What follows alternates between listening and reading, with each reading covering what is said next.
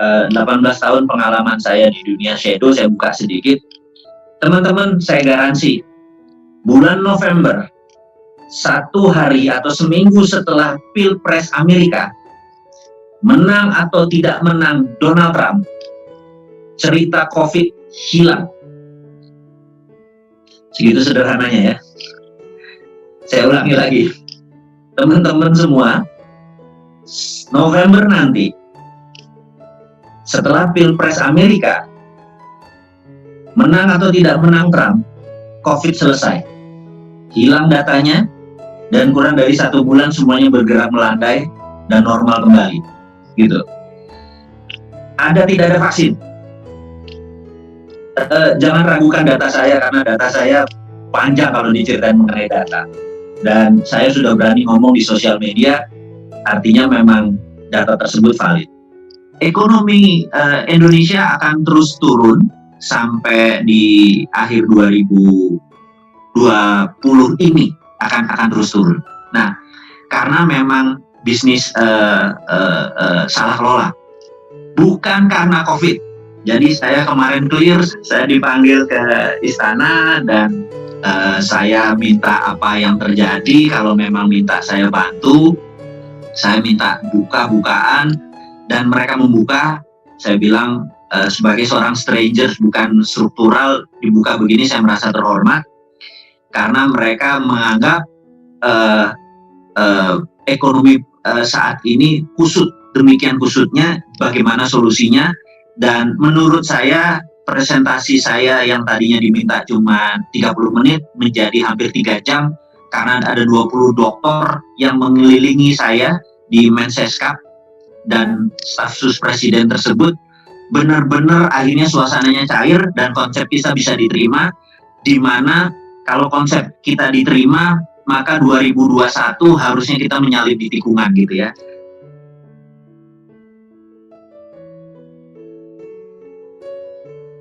Jadi teman-teman, saya mau menceritakan apa yang terjadi. Jadi sebelum COVID pun dunia sudah mengalami yang namanya decoupling. Decoupling itu adalah keterputusan dengan masa lalu. Ini menarik nih. Nanti saya mau mendetailkan ya. Decoupling itu adalah keterputusan dengan masa lalu. Jadi gara-gara digitalisasi, ini terlepas ada tidak ada COVID, itu 2019 itu banyak sekali perusahaan-perusahaan yang kalau tidak adaptif dengan digital itu sudah kolaps gitu. Jadi kami secara organisasi sejak 2017 sudah full otomatik, sudah digital. Jadi begitu di masa sekarang tinggal panen gitu ya. Maaf teman-teman, ini saya tidak menceritakan detail bisnisnya. Tapi di masa sebelumnya kita udah berubah digital. Nah, digital ini membuat dunia decoupling ini, saya sampai sekarang belum menemukan kata bahasa Indonesia yang tepat, keterputusan dengan masa lalu. Jadi masa depan itu tidak ada satupun yang bisa tahu bahwa strategi apa yang tepat di masa depan. Jadi ini sebenarnya ada yang bilang jurusnya ini lupakan, karena ini benar-benar dunia baru gitu. Tidak ada referensinya. Bahkan bernegara pun saya pernah mengkritik berkali-kali bahwa dunia itu ada 3 macam jenis ekonomi at normal condition, di mana ekonomi ada boom, ada bust, ada naik, ada turun. Ada kondisi dalam keadaan krisis atau inflasi, hyperinflation sampai Great Depression gitu ya. Itu masih dalam kategori krisis. Dan terakhir ada namanya economic at war. Nah, pada saat economic at war itu beda strateginya. Bernegaranya beda, berbisnisnya beda. Nah, bisnis pada saat ini sejak 2017, ini saya lompat dulu supaya nanti teman-teman semua memahami apa yang harus Anda lakukan sebagai bisnis. 2017 tanggal 20 Januari, Donald Trump dilantik menjadi presiden Amerika. Pada saat dia dilantik, besoknya dia tanggal 21-nya menaikkan anggaran militer dari 400 billion menjadi 700 billion dolar. Teman-teman hanya mengingatkan ya, itu 700 billion dolar anggaran militernya, Sementara anggaran militer di Indonesia itu hanya 135 triliun atau 9 billion. Itu coba berapa persennya gitu ya. Kesimpulan dunia dalam keadaan mau perang gitu ya. Nah, yang menarik adalah 40% dari dana yang 700 billion adalah untuk operasi non kombatan. Jadi bukan beli berdil, bukan beli buat tembak-tembak, tapi non kombatan. Ciri-ciri kalau udah non kombatan itu artinya tidak pakai berdil adalah CIO operation. Ini adalah udah ciri-ciri perang, sudah confirm. Kemudian nggak lama kemudian Amerika menyatakan perang dagang dengan China. Kemudian China melakukan begitu perang dagang, harga-harga China naik 25% ke Amerika. Yang China lakukan adalah menurunkan mata uang yuan nilainya menjadi 25% lebih rendah. Artinya tadinya dari trade war menjadi currency war gitu ya. Nah, warfare ini terus berkelanjutan hingga ada sebuah benda yang dirilis yang namanya COVID. Terlepas COVID itu adalah milik Cina, milik Amerika, ini adalah biological warfare, senjata perang, atau COVID adalah benar-benar biological disease atau penyakit alam biasa, natural.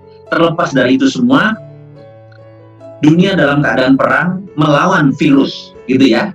Terlepas dari itu. Jadi kategorinya adalah war gitu ya.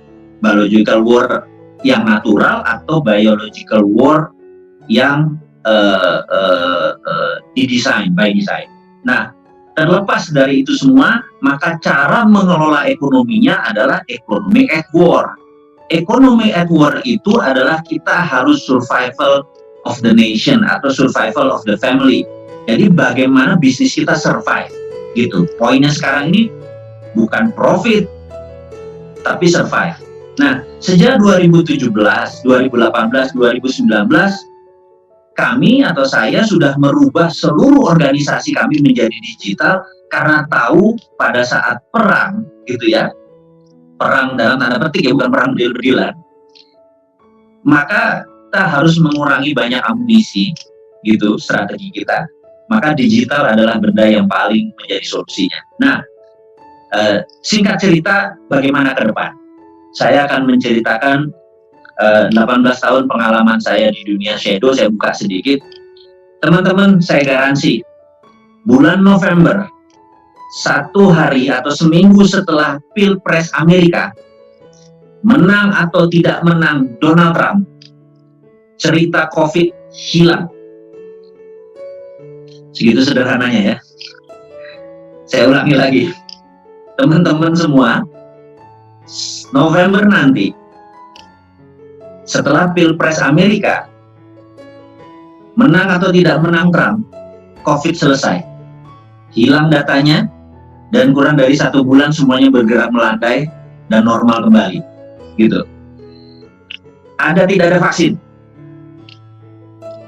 Jangan ragukan data saya, karena data saya panjang kalau diceritain mengenai data. Dan saya sudah berani ngomong di sosial media, artinya memang data tersebut valid. Dan inilah momen Anda menyalip di tikungan, karena tidak ada lagi orang yang tahu ini kecuali Anda, gitu kan? Kita bocorin sekarang. Jadi sahabat semua, teman-teman semua, kalau Anda berbisnis apapun, siap-siap ngegas dari sekarang, karena begitu ada ngegas, Anda menjadi ahead, Anda menjadi duluan. Jadi jangan pernah mengendorkan speed Anda, kalau perlu tambah tenaga Anda untuk menjadi yang terdepan. Saat ini banyak orang merasa ini adalah gerimis. Jadi kalau kita lagi di track balapan itu, kita merasa ini gerimis, kita merasa gerimisnya akan jadi hujan. Kemudian kita mulai ganti ban, masuk ke pit stop, ganti ban, kita mulai melambatkan giginya, kita dari gigi 5 ke gigi 4, gigi 3, benar nggak? Anda akan menyesal kalau itu terjadi, kalau Anda kurangi kecepatan Anda, gitu. Jadi saya sangat menyarankan, ambil amannya, jangan sampai gigi 5 terus juga, bisa kepleset gitu, karena hujan sih, gerimis sih gitu ya. Kurangilah sampai 4, oke lah. Tapi jangan sampai 2, kurangi, dan jangan perpanjang lama-lama, gas aja gitu ya. Jadi Anda pasti menjadi yang terdepan. kita tahu ekonomi Indonesia ini dikelola oleh gimana neranginnya ya, Menteri Ekonomi, begitu ya. Nah, saya melihat kebijakannya saat ini tidak pro ekonomi. Ini saya harus jujur. Jadi di kuartal kedua tahun ini terjadi kontraksi sekitar 12%. Tapi sekali lagi, Anda kalau di dalam bisnis jangan melihat 12% itu gede. Itu biasa. Jadi misalnya omset kita turun 12%, omset kita turun 40%, itu biasa.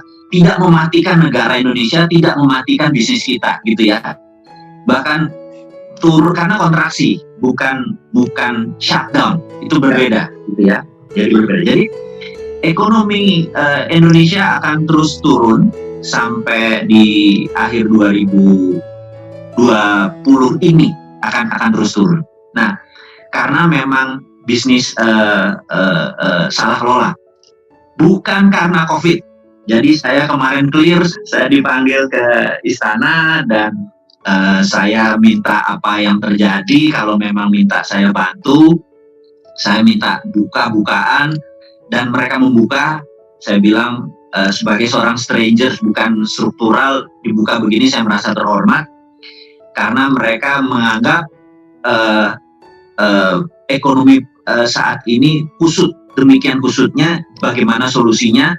Dan menurut saya presentasi saya yang tadinya diminta cuma 30 menit menjadi hampir 3 jam karena ada 20 dokter yang mengelilingi saya di Menseskap dan staf sus presiden tersebut. Benar-benar akhirnya suasananya cair dan konsep kita bisa diterima, di mana kalau konsep kita diterima maka 2021 harusnya kita menyalip di tikungan, gitu ya. Konsep diterima ini bukan berarti saya yang menjalankan, tapi konsep ini diterima oleh mereka. Jadi konsepnya begini, mereka bertanya seperti tadi Mas, di mana ekonomi Indonesia? Saya bilang ekonomi Indonesia karena 70% ada unsur impornya, di mana negara sekarang banyak melakukan deglobalisasi. Deglobalisasi artinya day on for day on, jadi negara untuk negaranya sendiri, ekspor berkurang, impor berkurang. Negara-negara Singapura kenapa turun 40%? Karena sumber dayanya mereka nggak punya, mereka bergantung pada ekspor dan bergantung pada impor karena hub country. Dan Indonesia juga 70% merupakan bahannya ada unsur impornya.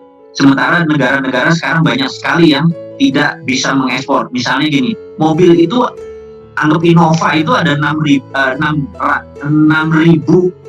item. Satu aja nggak ada murnya, Innovanya nggak bisa produksi, gitu. Misalnya dari Rumania dia blok aja satu, koplingnya kita nggak ada remnya, udah nggak bisa jalan itu. Jadi saat ini semua kita tahu bahwa tahun depan ini mobil aja bisa nggak produksi itu karena ada beberapa part yang tidak datang. Jadi kusut sekali gara-gara deglobalisasi.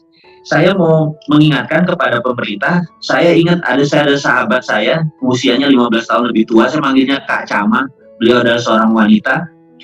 7 tahun yang lalu Kak Cama ini divonis di otaknya ada blocking, tapi bukan darah.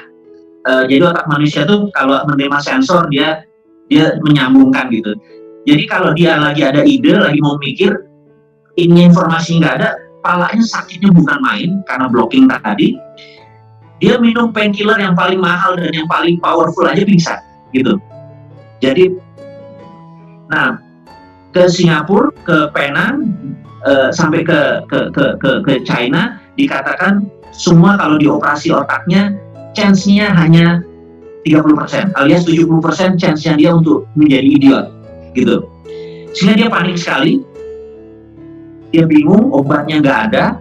Nah, dia mereview, rupanya peristiwa itu selalu terjadi jam 9 malam ke atas. Apa yang dia lakukan adalah setiap jam 8 malam dia nyiapin canting, dia nyiapin kain, dia ngebatik, gitu ya, ngebatik bisa sampai subuh, bisa sampai jam 3 pagi gitu dan lain sebagainya. 2 tahun kemudian dia merasa heran karena otaknya pusingnya kok nggak terlalu pusing. Kalau dia pusing dia minum, atau sakit kepala dia minum Panadol, udah hilang gitu ya. Kemudian dia cek ke rumah sakit Pertamina, dia cek ke Singapura, ternyata Allah itu ajaib. Jadi otak yang ngeblok itu timbul saraf baru, motong melewati yang lama gitu ya. Jadi dia akhirnya meneruskan membatik itu sampai setahun kemudian. Begitu tumbuh sarafnya bagus, dokter melakukan operasi dan alhamdulillah sekarang sudah selesai masalahnya. Itu adalah 4 tahun yang lalu. Saya kalau cerita sama dia udah umur berapa sekarang? Udah 15 tahun di atas saya. Nah, yang saya ceritakan ke negara adalah gini, kalau ini ekonominya kusut, maka kita harus buat jalur baru gitu ya. Nah, jalur baru yang dibuat adalah kita menggunakan e-rupiah seperti halnya e-renminbi yang dilakukan oleh China sekarang. Dan prinsip itu langsung mengagetkan negara karena dia bilang, "Ki Bosman, kami kemarin menonton video Anda itu kayak," ini Pak Menteri ini yang ngomong, "kayak dapat geledek di siang hari bolong atau gleder kayak gitu. Kita masih ngomong redenominasi, ngomongin begini, total dia kasih ide rupiah, dia yang nggak ada biayanya, yang infrastrukturnya udah siap. Dan kalau infrastrukturnya siap, ini kan langsung jalan ekonominya gitu. Tapi menyiapkan ini mungkin 6 bulan. Jadi kalau 2021 Januari kita sangat optimis ini udah dijalanin, rupiah sudah dijalanin. Tapi kalau tadi teman kita, sahabat kita bertanya, gimana kalau sampai akhir tahun masih agak slow down gitu ya. Nah, jadi bagi saya, teman-teman yang ada hubungannya dengan asuransi jiwa, karena awareness-nya itu sekarang, dan mumpung mereka masih ada fears dari corona, momennya adalah sekarang, menurut saya ya. Sekarang ini ada jualan asuransinya. Pada saat nanti ke depan jualannya bukan asuransi jiwa lagi, udah dikemas lagi dengan strategi yang lain. Mudah-mudahan penjelasan ini bisa dapat masukan.